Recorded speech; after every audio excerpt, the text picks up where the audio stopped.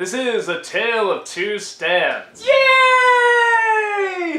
Sorry, I just had to get in the Mabel mood. It really feels like it's been a while. Oh my god! You know, I was just saying too, like... Sweater Watch 2015, by the way. Latest update. It's a key. The same as it was last time.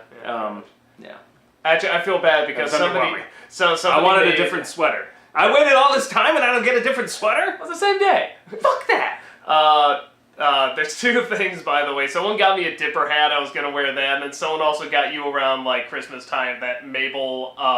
I'm gonna do something with that, but not until we get a different sweater. No, literally, like we were gonna do it this morning, and then like other stuff came up, and it's like crap. Well, we'll just have to fit it in wherever. You went to Finland and got con-plague. Yeah, well, I was gonna say I've been sick as well, so it might be a while before you see anything on Ant-Man. Sorry, just been busy with that. I don't think we've got any other vlogs this week either. Yeah, so I'm sorry, we're just catching up. You know, doing Nostalgia Critic, new Pop Quiz Hot Shots are coming out and stuff like that. So busy with that. Well, also recovering. Yeah, whatever. So Gravity Falls. Gravity Falls. A Tale of Two Stands. It's a sham. It's a ripoff.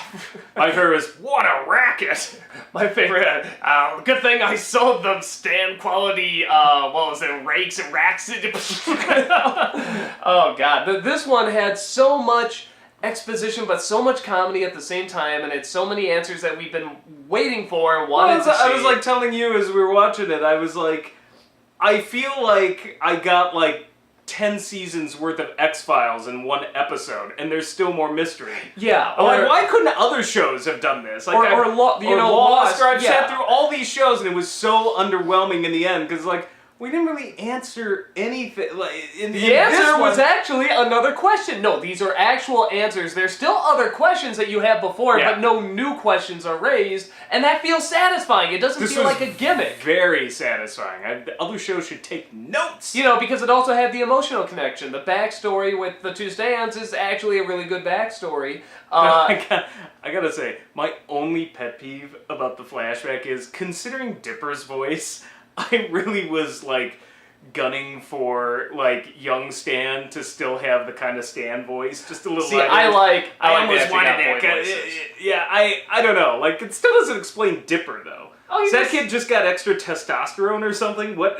Just in his voice, I guess. I don't know. Because he's very weak. I know, it was when they were talking the little boy voices, I was just like, oh, that's weird. Well, because they still have, like, the big nose and the big chin and stuff like that. You have to recognize them. A lot of good little background stuff in here. Did you notice in the opening on the boards when they were going to sneak into that little cave, there was a little thing that said Blendon was here? Yeah, I saw that. There was... Just the randomness of their lines. It's like, or maybe Mesoamerican gold. It's just like, what? That just stuck out as like, what? Stan usually says, you know, what was it, Great Belgian Waffles or something like that. It turns out he grew up next to a place called Great Belgian Waffles. Yeah.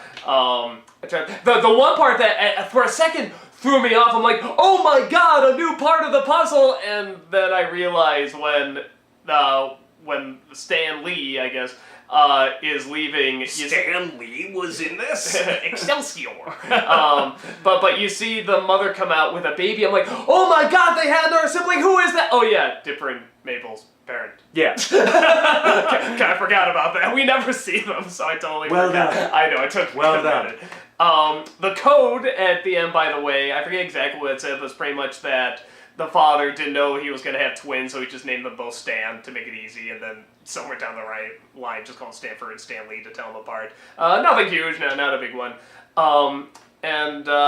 The other thing I'll kind of point out is...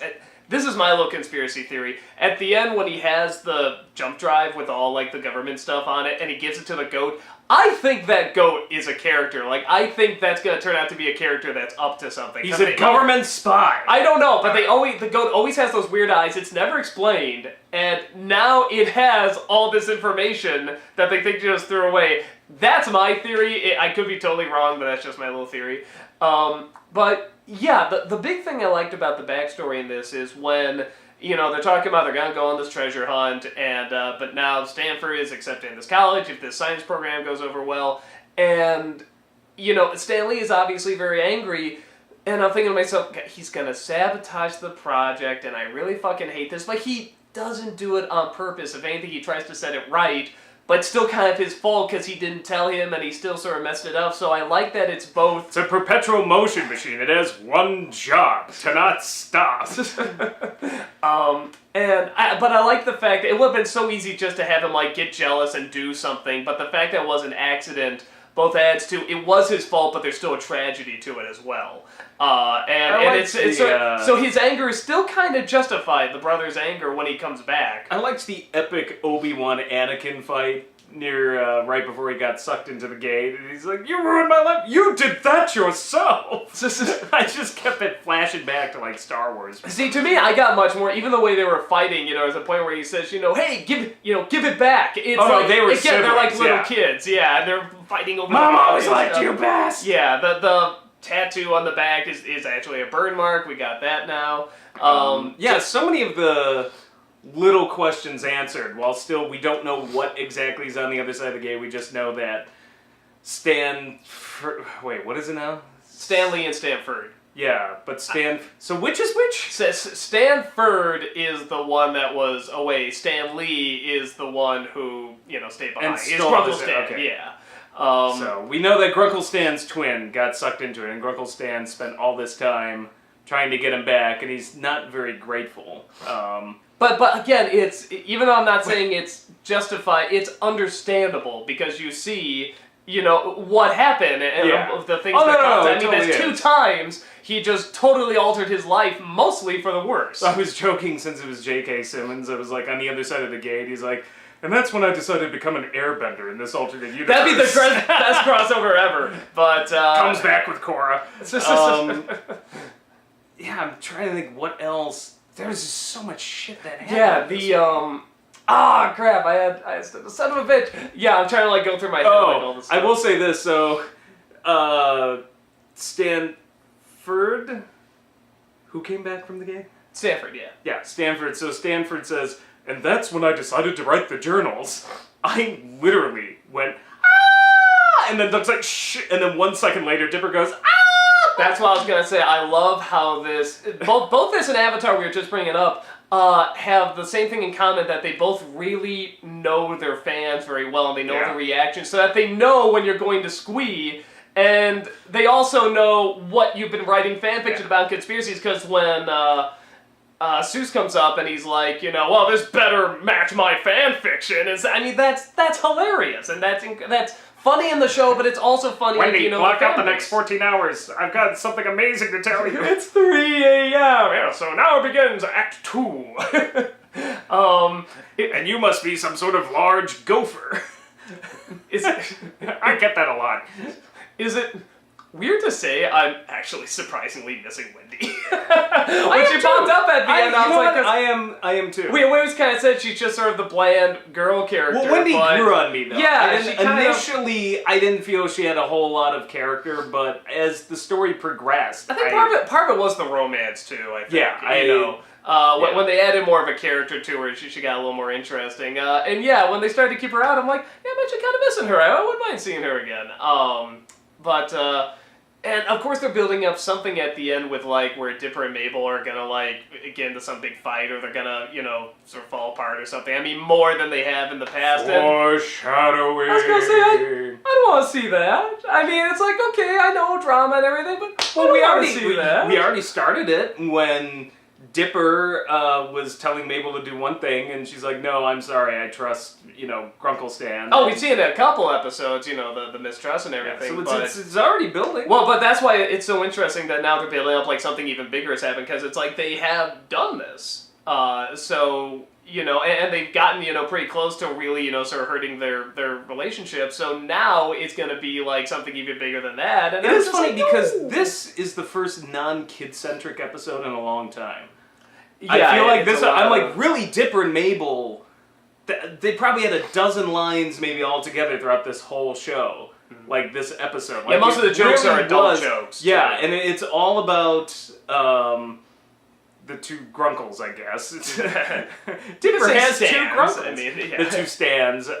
So yeah, it was all about the 2 Stans, and really, I was very little out of Dipper or Mabel. I can't even remember many of their lines except for the ah. But But Yeah, and I like that. ask him. I really did that. I'm not joking. Yeah, no, I actually went, hold on. No, because I could see you getting ready to squee. I'm like, he's going to do it at the same time that Dipper does, which is very funny.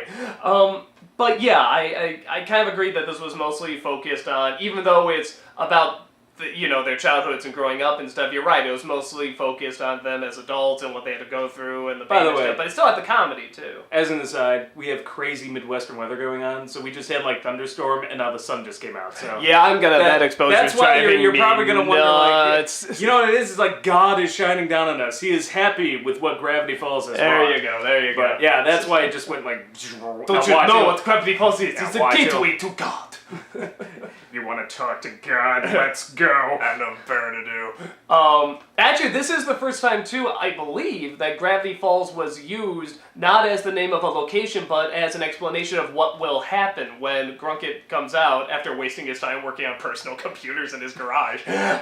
When he comes back, Yeah, I to love the portal- little Bill Gates, Steve Jobs nod there. Yeah. He was building computers in his garage in Palo Alto. wasting his time, yeah. When he comes back, he says, something along the lines of, when the gravity falls, all hell will break loose and stuff like that. I mean, so it's actually used as a term, not as the name of a location, which I thought was very interesting. Well, the other interesting thing is, as much as he wants to blame Grunkle Stan for all the problems, they both leave this wake of destroyed human lives. Yeah. Like, he totally ruins McGucket's life. Grunkle Stan takes out the poor woman's eye. Like, it's just all of the explanations. Like, these two are like a walking disaster. Well, and even after all these years, he brings him back, and he thinks he's gonna go on finally the treasure hunt or just whatever, something. And he's like, take this and get out of here, and never see me again. Just take it away so I can't find it.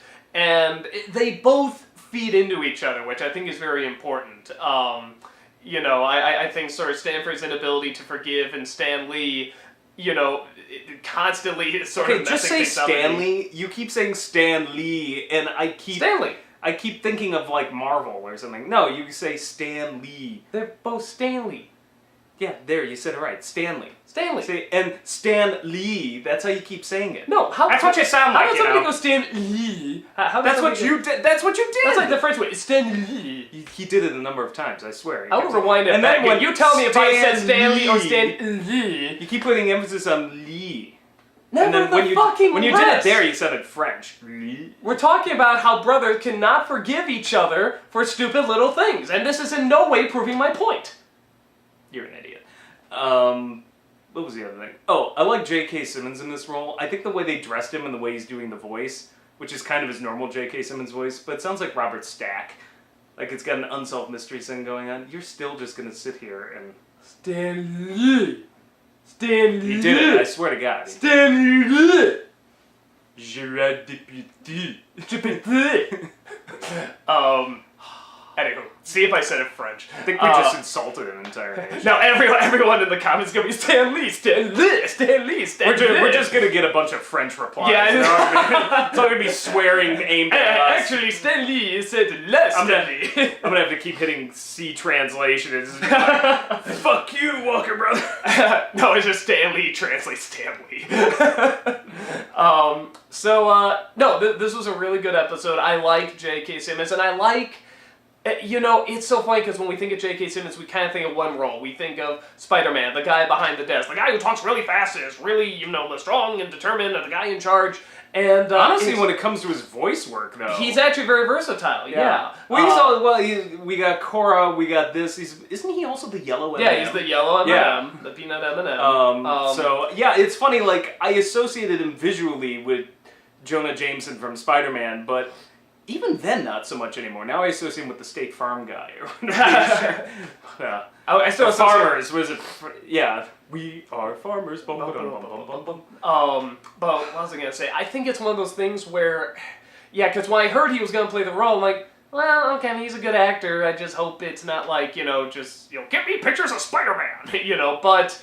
It's not. It was, again, sort of this new character. I get unsolved mysteries, particularly with the trench coat and everything, and the way he talks. It's got this sort of sing-song, I don't know, something going on in his voice.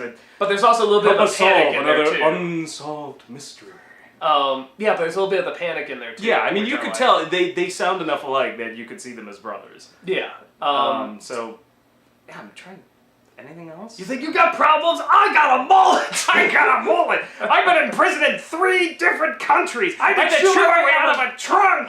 Car trunk. A lot of great Grunkle Stan lines in this one. Yeah. But, pretty much almost as good as, what did I do to warrant this much arresting? It's it's a good episode. It has good comedy, good exposition, But but I thought it was worth the wait.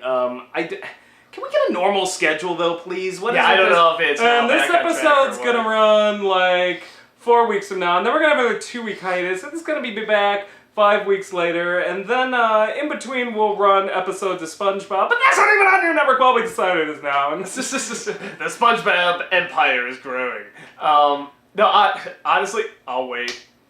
I'll wait. I think the they- next. I think the next one's like August or something now. There's like another hiatus. I mean, it's one of those things where it's like, you know, I don't care. I I do- hate it because I want it, but I love it because they're always so good at just. I makes don't me look mind forward to waiting, it. but I would rather wait to see a block, not one episode. That's what's bugging me. It's like, But again, it's a mishmash. Just give me to be 2 fair, blocks and I'll be good. To be fair, if there's an episode to wait for, this was a good episode to wait for. I'm not saying it wasn't. I'm just like, why couldn't you have then just run it in August?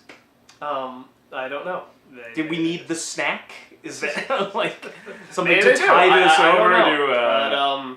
But I'm definitely full from it. So it was a welcome good. snack, nevertheless. So that's about it. Like I said, more the bum review and sibling rivalry of Ant-Man will probably be delayed. Sorry, we'll still have the new Pop Quiz Hot Shot coming out though, and the Nostalgia Grade will be a full review next time.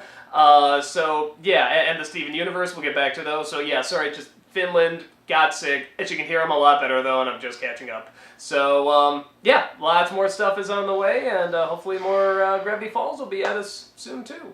So until then, stay Good night, stupid. Good night. Stay Stupid.